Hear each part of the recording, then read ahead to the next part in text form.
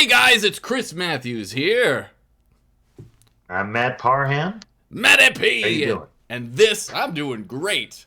How are you all doing out there? This is Fatherly Fandom, and today we got to watch, well, yesterday and this morning, we got to watch She-Hulk Episode 4. Stay tuned to find out more.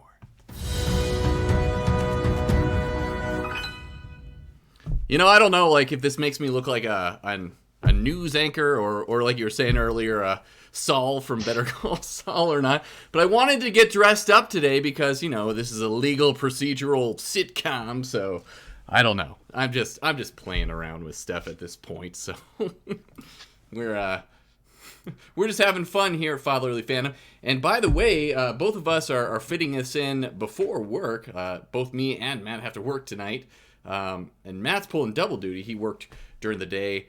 So we're really trying to figure out a time to get this in for you. So we're really doing what we can to produce content for you guys so that you have something to watch so you can join us for the discussion on all the fun fandoms that we're doing out there. So let's get started with She-Hulk Episode 4. Is this not real magic? So go ahead and take it away there, Matt. Yeah. So this episode begins with the introduction of a new Marvel character, Donnie Blaze. So Donnie just Blaze. so close. Yep. To a known Marvel entity, Johnny Blaze. We were this close to greatness. Yeah. And I mean, of course, there's speculation all over the internet about this guy being Ghost Rider in disguise or whatever. This guy, Ghost Rider? Yeah, exactly. A far cry from it, I think. But there's also other hints, and that hell is involved in this episode. Demons, yeah. You know, so maybe Marvel does this. It's classic. Tease the audience, and then give us something completely different. Yes. You know, blow our expectations out of the water. And of course, right. They're doing that with not only Donnie Blaze, but possible teases for this new Jake Goat guy, which I'll get to in just a minute. Oh, yes, man. I really want to hear about Jake the Goat. Yeah, so the standouts, though, for me, wasn't really any of that stuff. It was the not reintroduction, but using Wong again. And using him a lot. We got tons of Benedict Wong in this episode, and I am so glad to see that because, like we were talking about last week, I really thought this was just going to be a cameo of the week. Great, you know, we got it. I mean, It's awesome. It's cool to see, you know, these TV shows integrating the film stars. But at the same time, you're just like, okay, I mean, I wish it doesn't feel like there's just enough time spent with these great characters that we've seen from the film. It's just like a one and done, you know. But She-Hulk continues to prove us wrong, bringing Tim Roth back again for, you know, Emil Blonsky in last week's episode, and then, of course, bringing Wong back was great. And they just gave him some classic Wong stuff to do, you know, talking about you know, the Book of Vishanti and talking about his preferred drink, or that he had tried vodka and yak's milk, and you know, just all this stuff was perfectly timed. Benedict Wong could not be better, and you know, they keep calling it out in the fourth wall breaking. Everybody loves this guy, and for good reason. So I think they used him really well in this week's episode. I also like that there was still more lawyering going on, in that, you know, Jennifer couldn't quite get Wong what he wanted to begin with, but she moved it into something that you could argue is a little bit realistic with the law. You know, she could try to get this cease and desist going for him. And I thought it was kind of interesting that we're getting a little bit, just a tad bit more of this superhero law going in. And if you think about the reality of what this would become if superheroes were real, I mean, it could get quite interesting. I don't think that the show is going to go too in depth with it, you know, because after a while it's going to be not very fun to watch, and more just sort of how far do you go with the law when it comes to regulating superhuman beings. But I think they touch on it enough that it balanced it out just right and being fun and interesting all at the same time.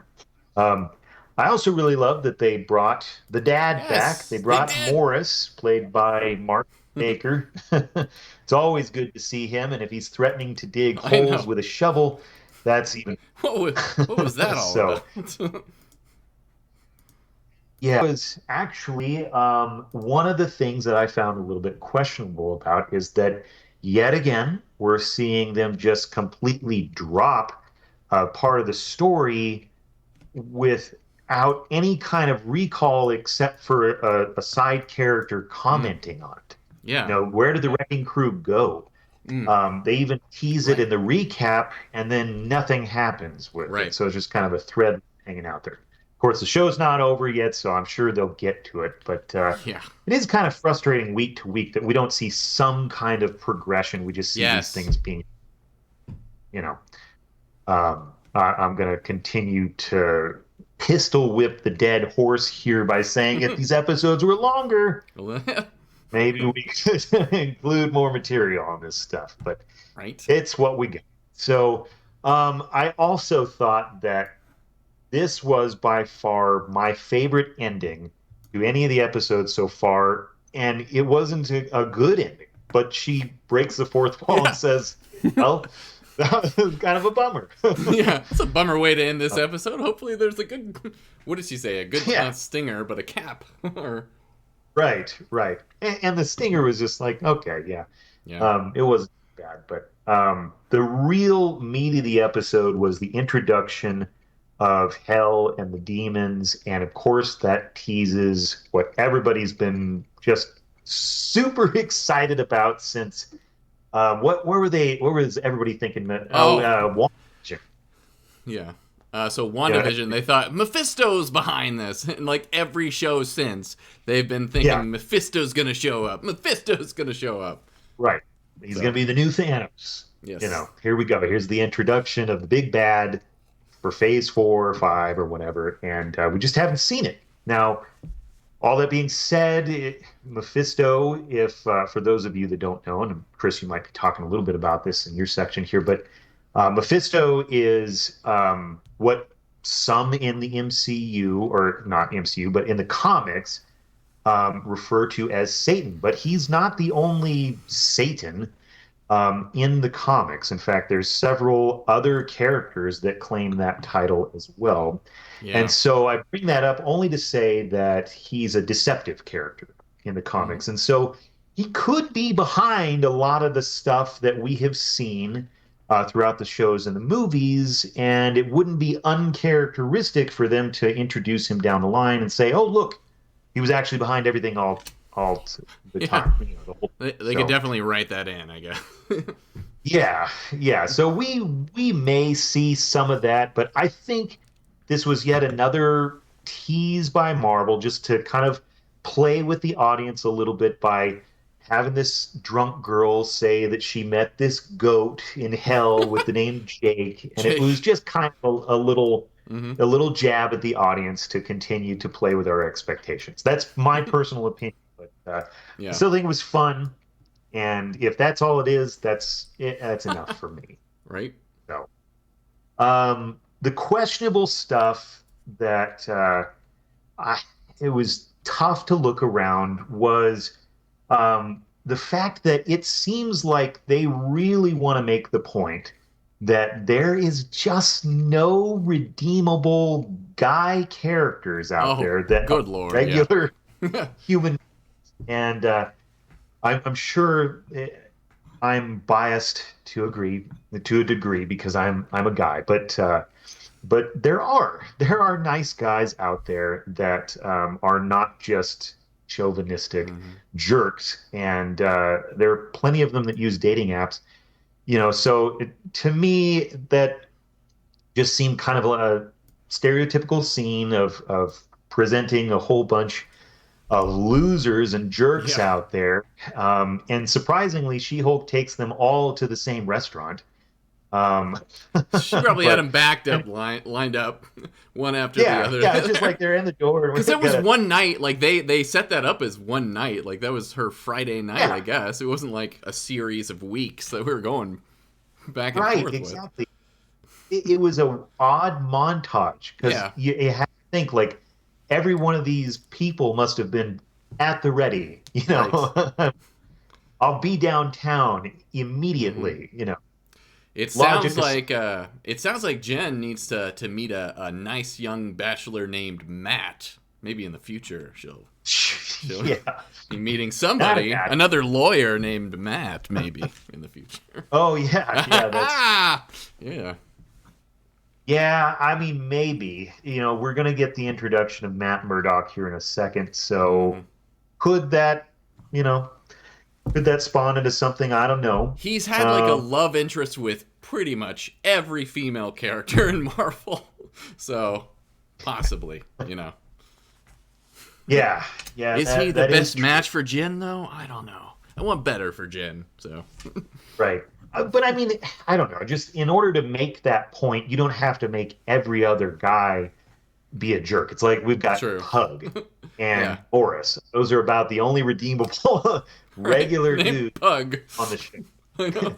And I have to think like Morris obviously is a married man, and at Yeah. some point he must have met Jennifer's mother, and I'm Hmm. guessing he said something to her to entice her to go out with them, and I hope he wasn't a jerk whenever he did it. Yeah. Because you don't need to be. And No. it just seems like there's leaning heavily on on that stereotype, and it was a little distracting this episode. Hmm. So, but for me, overall, I think 7 out of 10 is the rating that I'm going to give it. Not Solid bad. score. Yeah, yeah, it was one of my favorites, probably up there with episode one. And I felt like it was a little bit more, um, it felt a little bit more like one whole episode and not a bunch of sort of tiny plot lines that were thinly trying to group together. So True. it felt more put together this week, and I like that. Yeah. What about you, We can Chris? definitely see that. Yeah, for me, let's take my little review here. So, I felt like this episode was all about illusion, Michael. But not just for those magicians, but also for dating in your 30s, which I can confirm is the worst. It sucks. So. Yeah, anybody on that dating app, maybe that is what they're trying to show there. It's not. There are nice guys out there, but on these dating apps, I mean, the people that you're gonna find right away and these dates you're gonna go on are not stellar. So it definitely portrayed a lot of those. And if you're a young man out there and you're gonna go on a date, please do the opposite of what those guys did. Just be genuine, be yourself, and just be a decent human being. You're right, Matt. Like that, those were the worst men you could possibly Yeah. go out with. The tension was real though, like whenever they were getting the check and everything about who was gonna get it and everything. They Oh both took out yeah, their that, bags that and was pretty funny with the it's like, music. oh yeah, thanks for the drinks and everything. So Yeah. but, yeah, this episode we are introduced to the magician Donnie Blaze. And yeah, immediately, like, I thought about, Ghost Rider, this guy right over here. And I didn't think that they were introducing that character as Johnny Blaze himself. But I was like, maybe it's a brother, maybe it's a relative or something. But then again, he's a magician. It's probably a stagehand. He's probably a stage name. So that's probably not even his real name, but maybe he knew Johnny Blaze, so he got the inspiration from Johnny Blaze. I don't know. I don't know what we'll see, but there is a lot of, there's demons involved in this, the sling ring and the magic and everything. Mephisto is actually the one that Johnny Blaze takes the deal with the devil to become Ghost Rider in the beginning. So yeah, that all might correlate together. And the actor, I found this was pretty cool too. The actor who played Donnie Blaze was Reese Coro or Coro. And if you recognize that last name, it's actually indeed the husband of the writer of this show, at least of the first 4 episodes here. So it's Kat Koro's husband. So he's actually the one that plays that magician right there. And I looked into it because I was like, this guy has to be somebody. That the old gentleman, the old sidekick, who is Cornelius P. Willows. He's played by Leon Lamore, and he's now they've set the record in Marvel now. He's now Marvel's oldest actor. Leon is 104 years old. Yeah. How old? 104. So. Oh. Yeah, I know. So he's the oldest actor. In real life, he's 104 years old. So yeah, he did a great job too. So and apparently he was funny. Yeah, he was very funny, and Reese apparently had a blast working with him too. I have a picture here of the two of them together on set. I've got it over to the side here, but they had a blast working with each other. And he said he's 104. This is what Reese said.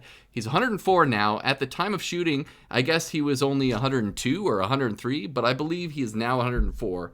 He's just a national treasure, and one of my favorite things about being an actor is that familial bond that you develop with your fellow actors. And he and I had had a great rapport between takes. I was just a constant state of interviewing him and learning about his amazing life. I mean, he didn't even start acting until he was in his late 70s.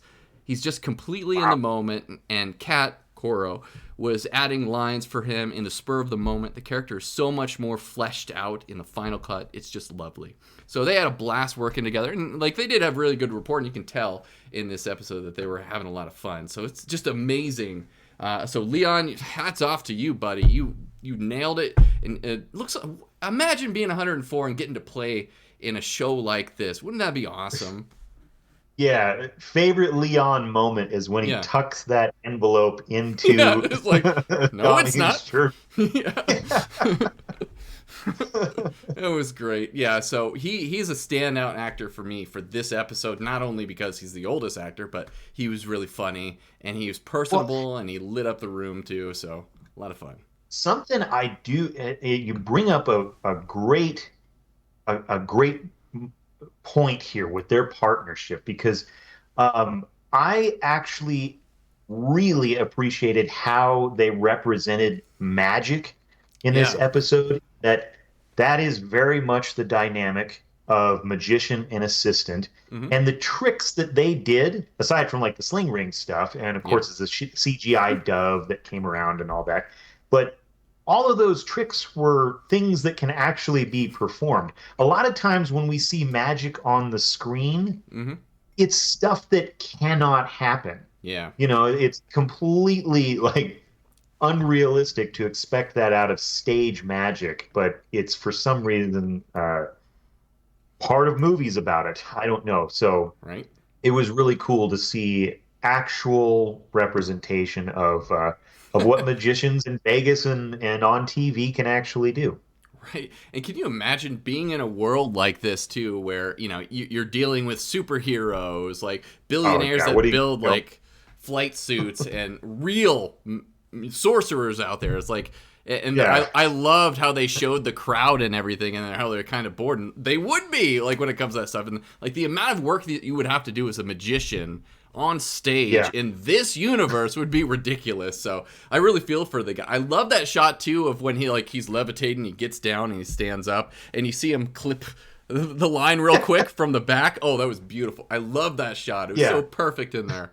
And we didn't even bring up too so we get introduced to a new character here, Madison, who is played by So Madison with two N's and a Y, but it's not where you think. Played by Patty Guggenheim. So this is where she's introduced. And so she's throughout the episode. She goes through the ring portal, meets the demon, signs the deal with Jake the goat and everything. And they show a picture of that at the end, in the drawing and everything. They have the goat up there. And for the name tag. Yeah, with the name tag. Of course, because you're not going to get it if you don't have the name tag on there. Yeah. But oh my god, seriously though, like at first I didn't know what to think of this character. I thought like, oh, this would be a very annoying character. But Patty Guggenheim did a particularly great job at playing an annoying person, but making them somewhat enjoyable like throughout the thing. I got a little bit of a chuckle out of it after a while. So she did as best a job as she could do with just a drunk partying lady throughout the episode, just plastered the whole time.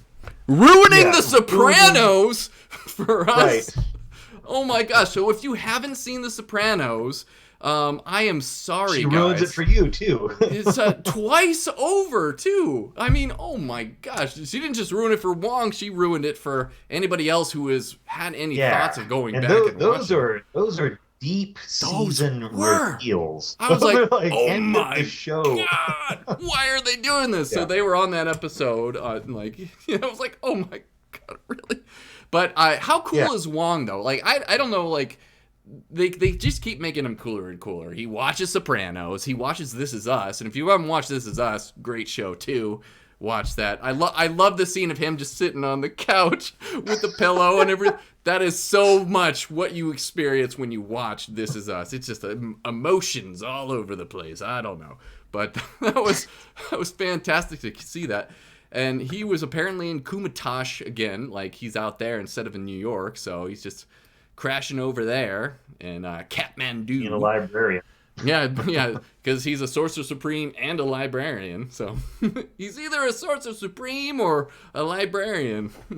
So that was a lot of fun. I love the interactions between Madison and Wong and how she would call them Wongers and everything. And how they developed a little friendship there. So I hope that we get to see that moving forward in the show. Maybe in other shows too, if Madison just is Wong's little sidekick from now on too. So... And, you know, for me, and seeing She-Hulk's dating app plot, I just thought it was rather sad more than anything else. And it really does highlight how shallow these dating apps and dating in the modern times can be as well. And you're right, Matt, like they didn't portray any really good features for any guy. I mean, we had the guy that she took home and everything, and you know, he was like, let's talk about you, and let's do, like, I want to hear about you, and I'm a doctor and everything, and all the major things, hitting all the flags and everything. And, you know, once she wakes up in the morning and she's just Jen, it was just heartbreaking for me, seeing her in that situation where, you know, he's like, I'm gonna go, and everything is like, okay, once again, another just jerk out there for her. And then that's how they end the episode. And, you know, and as Jen rightfully points out at the end of the episode, it's kind of a bummer. And, you know, she gets served the paperwork from Titania, who apparently is acquitted for some reason. Like, how does she get off from busting into a courtroom? It's like... Right, exactly. There's a little bit of destruction of property in there somewhere. Right? How did you get off on that? I don't know. But apparently she did. And now she's suing Jennifer Walters for the name She-Hulk, which she apparently trademarked. So there you go. That's what we're gonna find out in the next episode. So overall, I thought the episode was okay. I didn't like it as much as you, Matt, and it did have some fun moments. And you're right, it was more cohesive. There weren't two disjointed plot lines in this one. But at the same point, I'm now fully on the bandwagon too, buddy. That, you know, these episodes are way too short. That felt like a blip to me, that episode. It was just so short. So I agree, man. Yeah. I'm fully on board now. Like, I wish these episodes were longer.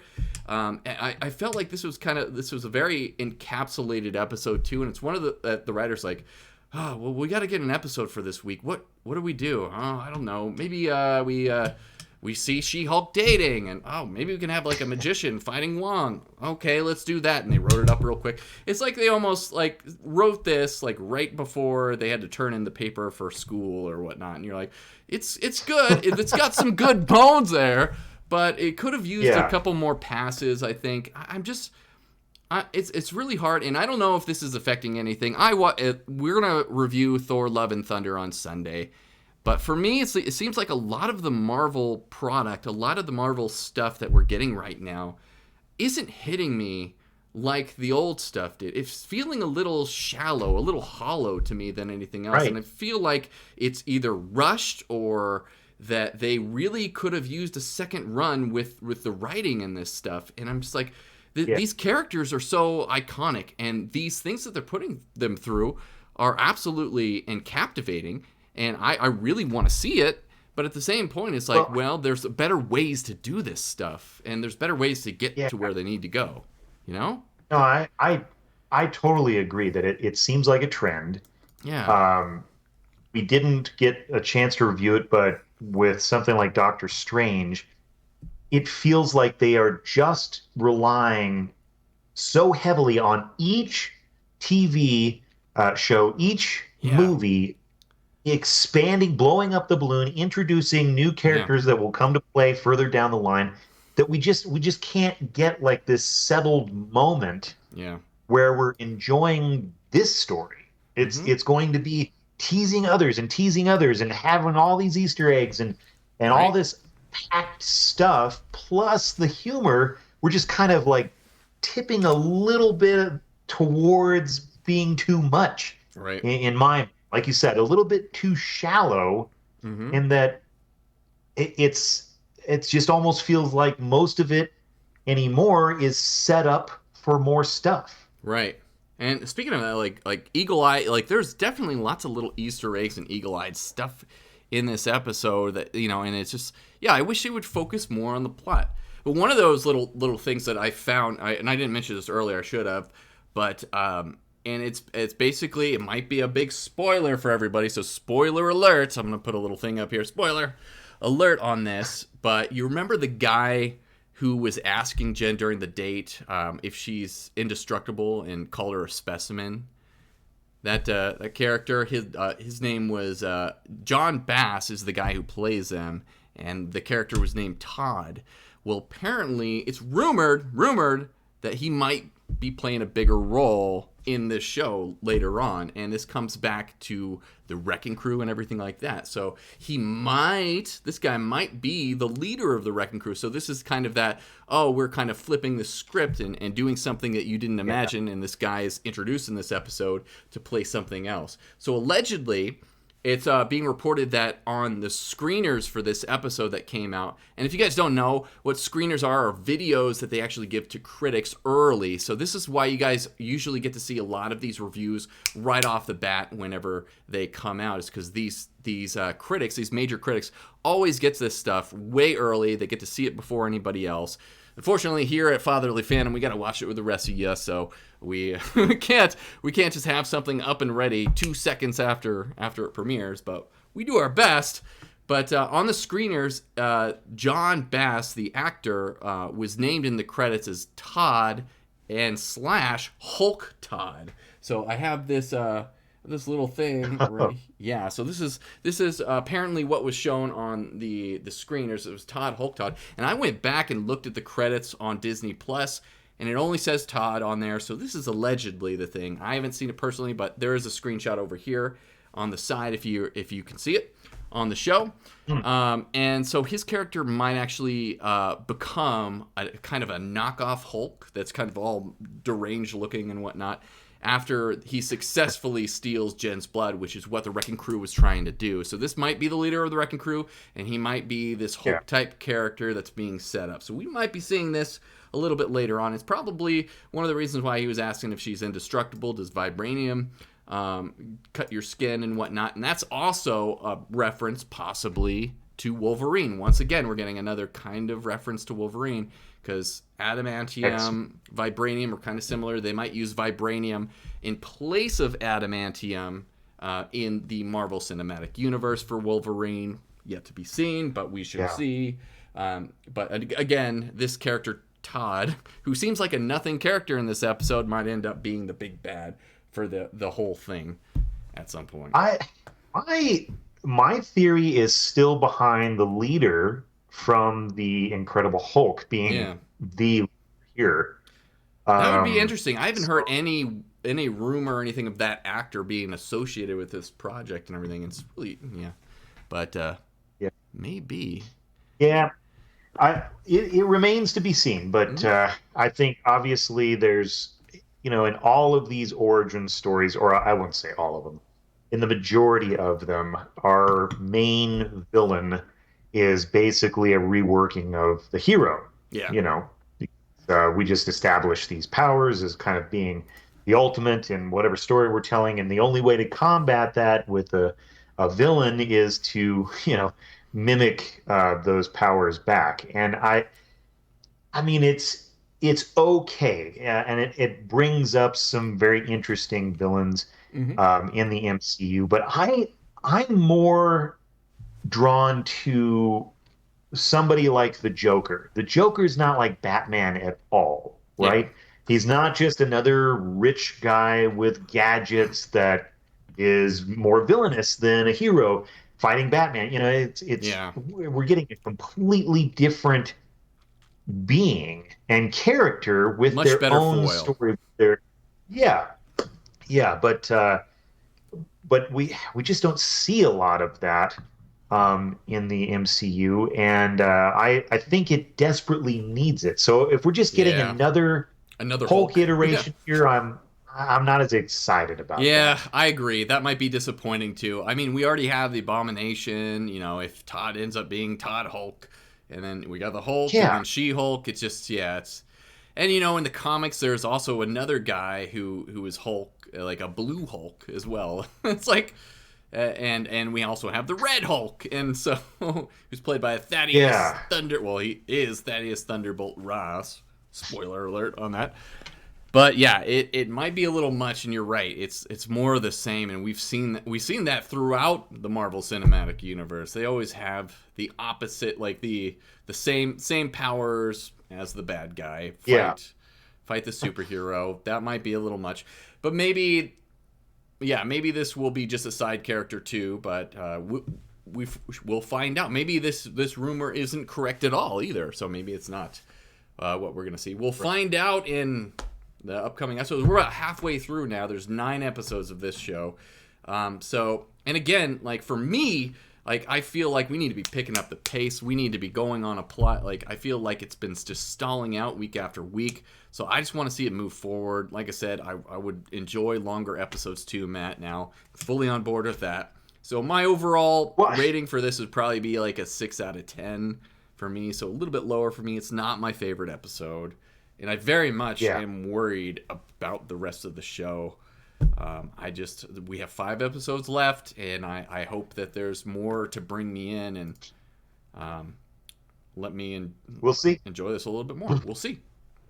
So, Yeah, getting a little bit cold down here in Denver, I gotta say. oh, I know the same thing up here in Idaho. Like we have shifted. Like it's getting colder at night up here. So same thing. And I'm glad I Yeah, put my I blazer know. I on was for gonna this say you're Law smart with the episode. coat. So smart. I'm Let's gonna go put the yeah. robe back on. I know, right? Next episode we can robe it up.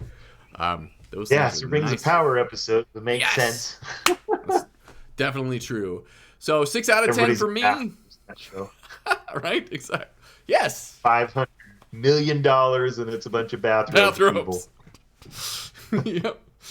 We spent that money wisely, guys. We really did. Yeah, So 6 out of 10 for me, 7 out of 10 for Matt on this episode.